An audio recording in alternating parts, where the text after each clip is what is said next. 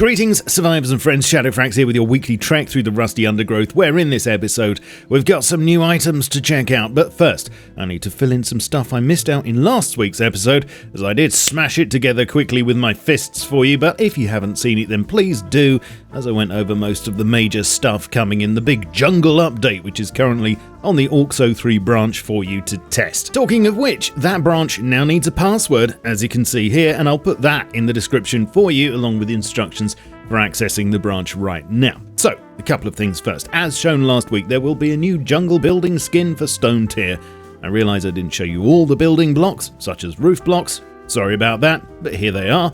As you can see, there are a lot of intricate patterns and carvings, plenty of mossy detail, and the soft sides are slightly lighter, which is handy especially on the walls, as both sides have this carved stone face on them. Expect this to, of course, be a DLC, like the others, and it makes me wonder whether or not in a few months there'll be a high wall skin set as well that we'll have to pay extra for. That could look rather good though, thinking about it. I saw a lot of comments on last week's vid asking when we'd be getting a skin for top tier, as we seem to have stone skins for days. I mean, I get it. Top tier probably won't sell as well because most players are peasants. That's one reason why Brutalist was changed over, I think. But if it was me, and there was a jungle update waiting in the undergrowth, I might take the opportunity to do something like this. What do you think? Is it just me, or would an Aztec Gold top tier skin do really well?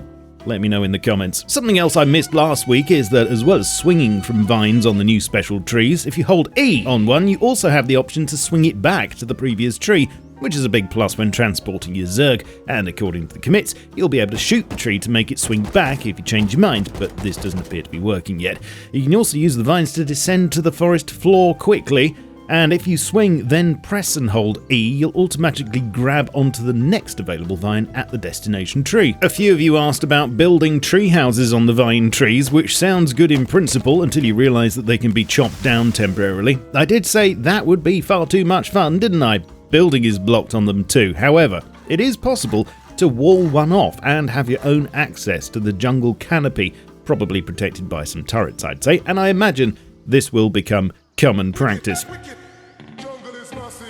Wait a minute. Did you hear that?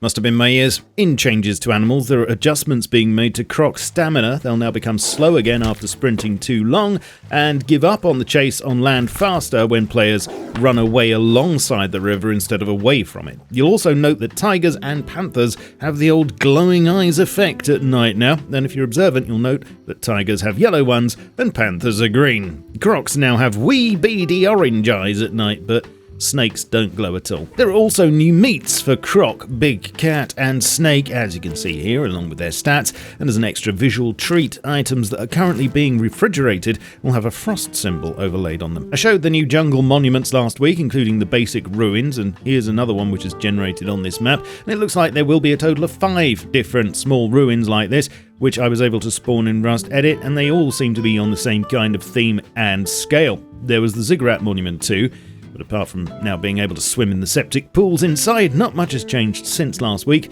I am a little surprised that apart from some loot, there's not a lot more to this monument. No puzzles or anything. Perhaps a recycler could be put here or something, which would certainly give it more purpose. But everything is, of course, subject to change, so we'll see what happens. Incidentally, I noticed that the tunnel dwellers in the underground beneath the jungle only are now all outbreak scientists instead. I wonder what that means.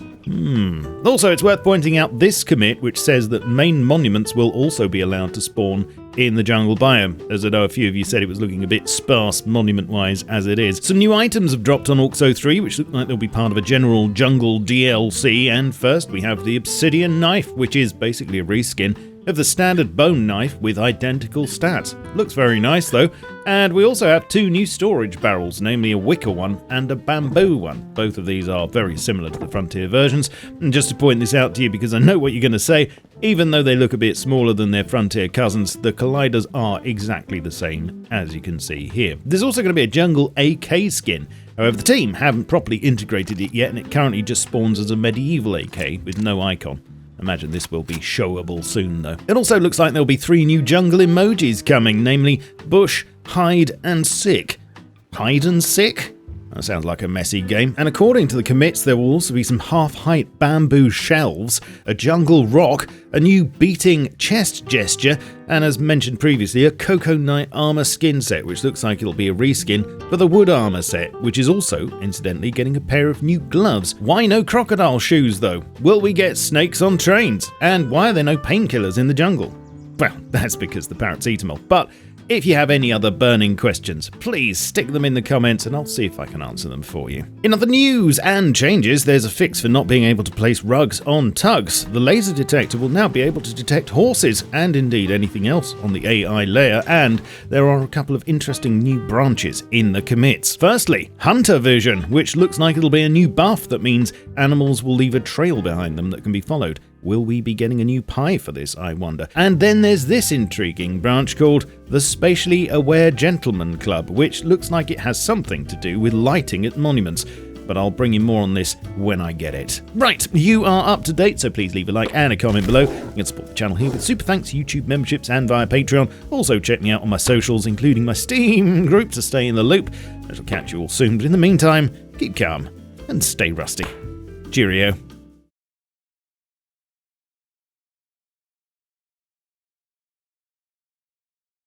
Hide and Sick? That sounds like a messy game.